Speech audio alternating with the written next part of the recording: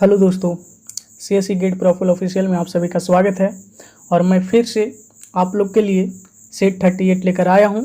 यदि आप हमारे चैनल पे पहली बार आए हैं तो NIC का सेट पर रोजाना लगाने के लिए इसे सब्सक्राइब करें और बेल आइकन को जरूर प्रेस करें। चलते अपनी सेशन को स्टार्ट करते हैं।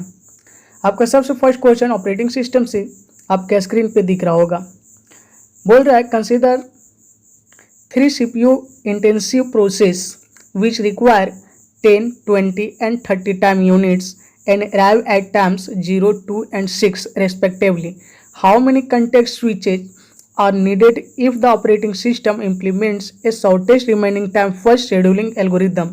Do not count the context switches at time 0 and at the end. दोस्तों बहुत ही इजी क्वेश्चन है, बहुत ही इजी क्वेश्चन है। मात्र आप 2 सेकंड में इसे इजीली कर सकते हैं। तो ये आपका CPU शेड्यूलिंग से क्वेश्चन है और एक से आप शेड्यूलिंग करना है ASRTF से। ठीक है दोस्त, अब देखिए इसमें से आपको पूछ क्या रहा है कि 0 और एंड के बीच में कितने बार आपकी प्रोसेस स्विच करेगी। ठीक है, तो आप इसके लिए गैंट चार्ट बनाइएगा तभी आपको समझ में आएगा। तो गैंट चार्ट एकदम तुरंत आप खींच दीजिएगा इस तरह से। ठीक है, और आपको पता है कि अराइवल टाइम 0 है तो 0 से शुरू होगा। प्रोसेस आपका 3 प्रोसेस दिया हुआ है, P1, P2, P3, कुछ भी आप डिनोट कर सकते हैं। ठीक है ना, अकॉर्डिंग टू यू। यहाँ से मैंने P1, P2, P3 मान लिया है इसे। ठीक है, P1, P2 और P3। ठीक है, अब P1 को सबसे पहले हम यहाँ पे असाइन करते हैं क्योंकि शॉर्टेस्ट रिमेनिंग टाइम है। तो आप देख रहे हैं कि यहाँ से आपका टाइमिंग क्या है, 10 है, 20 और 30 है। ठीक है, तो सबसे जो लोअर टाइम है मतलब सबसे कम टाइम है वो 10 है। तो 10 वाले कौन है, P1 है। तो P1 को मैंने सबसे पहले असाइन कर दिया और एक वर्क कितना टाइम तक करेगा तो 10 तक। फिर P2 असाइन हो जाएगा, ये वर्क करेगा 20 टाइम्स तक, मतलब 10 टाइम ऑलरेडी पहले से हो चुका है तो ये हो जाएगा 30। और वे फिर आएगा आपका P3 और P3 अपना काम करेगा, ये टोटल आपका 60 कंप्लीशन टाइम ऑल प्रोसेस। ठीक है, मतलब 16 टाइम में आपका पूरी की पूरी प्रोसेस कंप्लीट हो जाएगी। तो देखिए 0 से एंड मतलब 0 से एंड कब हो रहा है, 60 टाइम तक। तो उसके बीच में कितनी बार स्विच कर रही है आपकी प्रोसेस, तो 2 बार। ठीक है, सिर्फ 2 बार। तो एक 10 टाइम पे और दूसरा 30 टाइम पे। एक आपका P1 से P2 के लिए और दूसरा P2 से P3 के लिए। इसलिए यहाँ पर ऑप्शन बी करेक्ट हो जाता है। मात्र 10 सेकेंड की ये क्वेश्चन है। 10 सेकेंड में आप इजीली इसे बना सकते हैं। ठीक है, और टिक आउट करके आगे निकल सकते हैं। चलते हैं दोस्त नेक्स्ट क्वेश्चन नंबर 2 पे। क्वेश्चन नंबर 2 आपका बोल रहा है which of the following routing algorithm allows more duplication of packets. तो आपका राउटिंग एल्गोरिदम में कौन आपको अलाउ करता है मोर डुप्लीकेशन पैकेट्स के लिए, तो ये आपका अलाउ करता है फ्लोडिंग। कौन करता है, फ्लोडिंग। तो फ्लोडिंग एक ऐसा वे है जो डिस्ट्रीब्यूट करता है राउटिंग इन्फॉर्मेशन को update quickly to every node in a large network. और लार्ज नेटवर्क में आपका क्विकली ये सारे नोड को क्या करता है, इन्फॉर्मेशन को डिस्ट्रीब्यूट भी कर देता है। ठीक है, तो इसलिए फ्लोडिंग यहाँ पर बहुत ज़्यादा यूज होता है और ये क्या करता है कि बहुत सारे डुप्लीकेशन को भी अलाउ करता है। ठीक है, चलते हैं नेक्स्ट क्वेश्चन 3 पे। क्वेश्चन नंबर 3 आपका बोल रहा है कि यह priority queue is implemented as a max heap.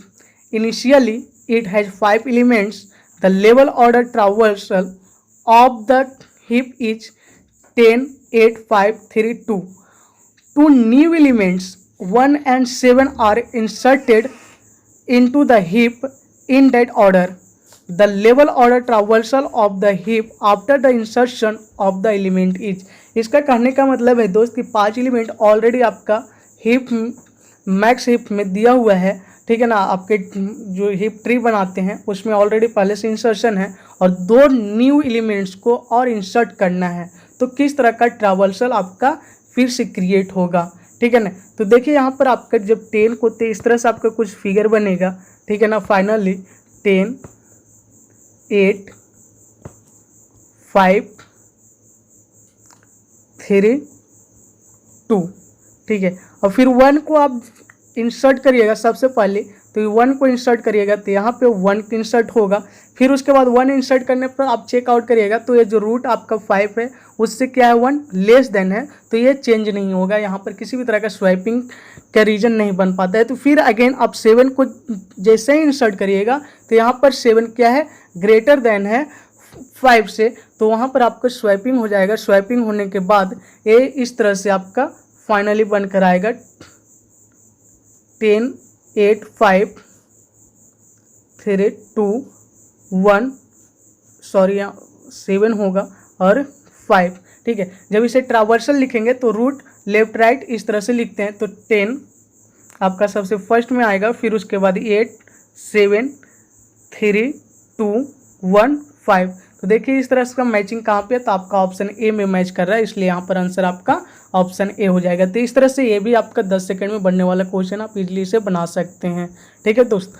चलते हैं नेक्स्ट क्वेश्चन नंबर 4 पे। क्वेश्चन नंबर 4 आपका बोलता है refers to computing technology in which the hardware and software components are distributed across a network.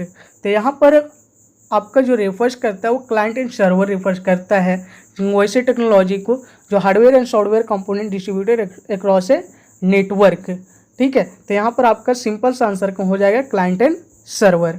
Next question number 5 पे चलते हैं। Question number 5 आपका बोलता है कि software requirement specification that is SRS document should avoid discussing which one of the following. इनमें से कहने का मतलब है कि SRS जो डॉक्यूमेंट होता है वो किसे अवॉइड करता है अपने डिस्कसिंग में। तो यहाँ पर आपका सिंपल सा आंसर हो जाता है डिजाइन स्पेसिफिकेशन, ठीक है। तो SRS में इंक्लूड क्या क्या रहता है, तो SRS include are functional, non functional, interfaces, performance, maintainability इत्यादि इतने सारे इंक्लूड रहता है, but design specification is not include in software requirement specification. So here answer is design specification, option C is correct.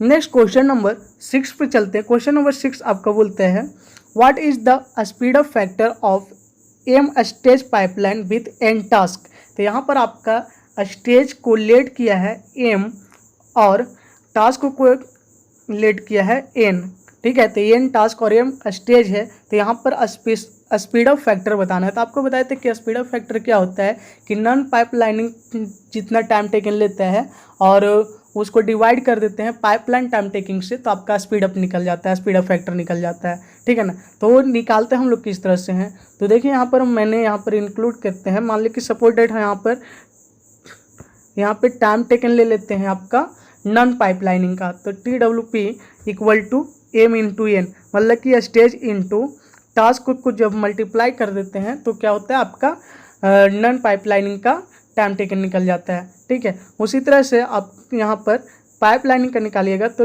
Time taken to pipelining ये आपका आ जाएगा m plus n minus 1।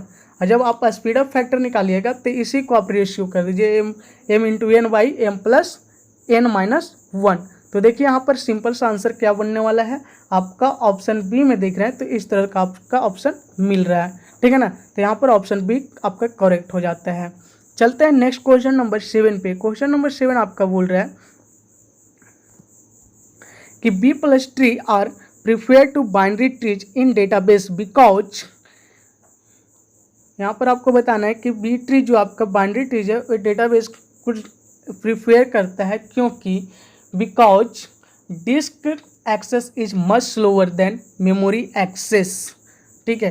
तो यहाँ पर ऑप्शन बी आपका correct होता है कि डिस्क एक्सेस जो होता है वो स्लोअर देन होता है मेमोरी एक्सेस के लिए, ठीक है। और it is also eliminates the unwanted input output operation, और ये एलिमिनेट करता है जो अनवांटेड इनपुट आउटपुट ऑपरेशन होती है, ठीक है। तो बी प्लस ट्री एक तरह का बाइनरी ट्री है, ठीक है ना, और ये क्या करता है आपका अनवांटेड इनपुट आउटपुट को एलिमिनेट करता है, ठीक है।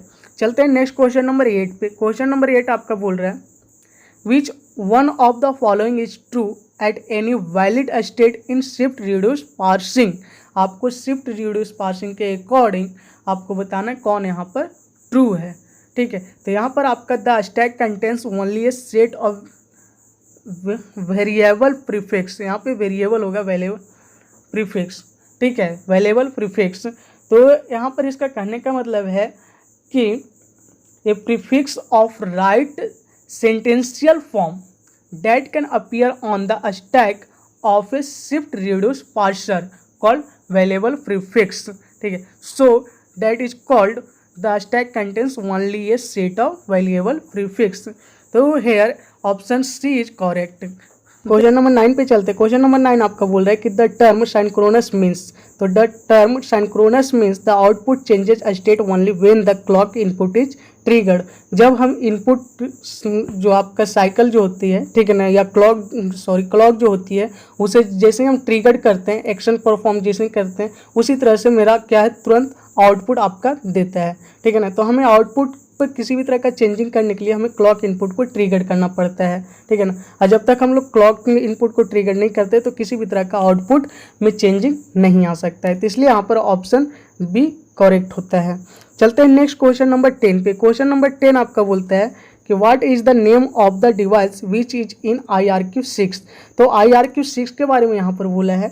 IRQ6 आपका टोटल, इसका मतलब ये होता है IRQ मतलब कि इंटरप्ट रिक्वेस्ट लाइन, और ये टोटल 16 लाइन होती है। कितनी लाइन? 16 लाइन होती है, 0 to 15। ठीक है, तो 0 to 15 जितने भी लाइन्स होती है, सारे लाइन्स की अपना अपना एक फीचर्स होती है, फंक्शन होती है हर एक लाइन की।